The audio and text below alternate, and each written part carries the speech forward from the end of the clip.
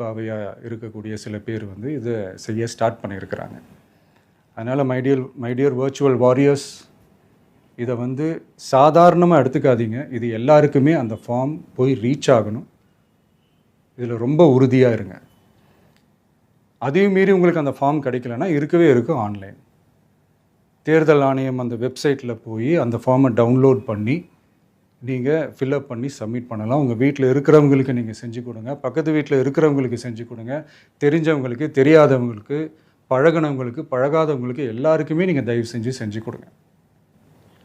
And ரொம்ப முக்கியமாக நம்ம ஜென்சி கிட்ஸ், நம்ம ஃபஸ்ட் டைம் ஓட்டர்ஸ், நம்ம புது வாக்காளர்கள், நம்ம நண்பா நண்பிகள், அவங்க ரொம்ப கேர்ஃபுல்லாக இருக்கணும்.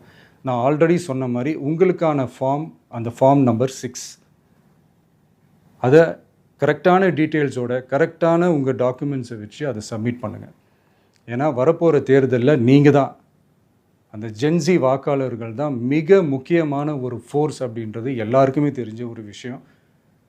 அதனால் உங்களை டிஸ்டர்ப் பண்ணுறதுக்கு, உங்கள் பேரை அதில் இன்க்ளூட் பண்ணாமல் செய்கிறதுக்கு என்னென்ன வேலைகள் செய்யணுமோ, என்னென்ன தில்லுமுள்ளு வேலைகள் செய்யணுமோ எல்லாமே அவங்க செய்வாங்க. இது நமக்கு எல்லா திசையிலையும் எல்லா பிரச்சனைகள் கொடுத்துட்டு தானே இருக்கிறாங்க. அது டிஃபால்ட்டாக நடந்துட்டு தான் இருக்கும். அது ஒன்றும் பண்ண முடியாது. ஸோ அந்த மாதிரி ஓட்டு போடுற விஷயத்துலேயும் அவங்க என்ன மாறவா போகிறாங்க.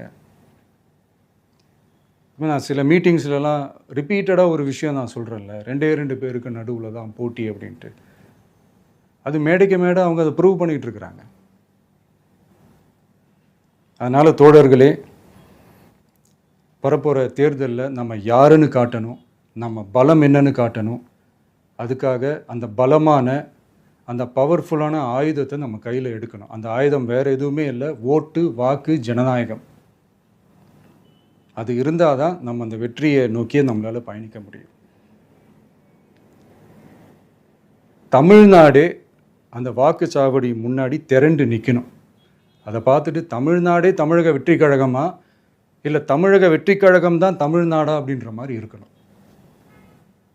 வீடுன்னு ஒன்று இருந்தால் தான் ஓடு மாற்ற முடியும்னு அறிஞர் அண்ணா அவர்கள் சொல்லியிருக்கிறாங்க. அந்த மாதிரி ஓட்டுன்னு ஒன்று இருந்தால் தான் இந்த நாட்டையே காப்பாற்ற முடியும்.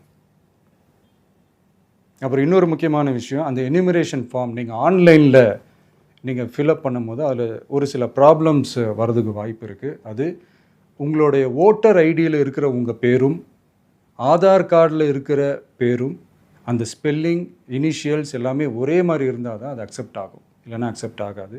அது கொஞ்சம் கேர்ஃபுல்லாக பண்ணுங்கள்.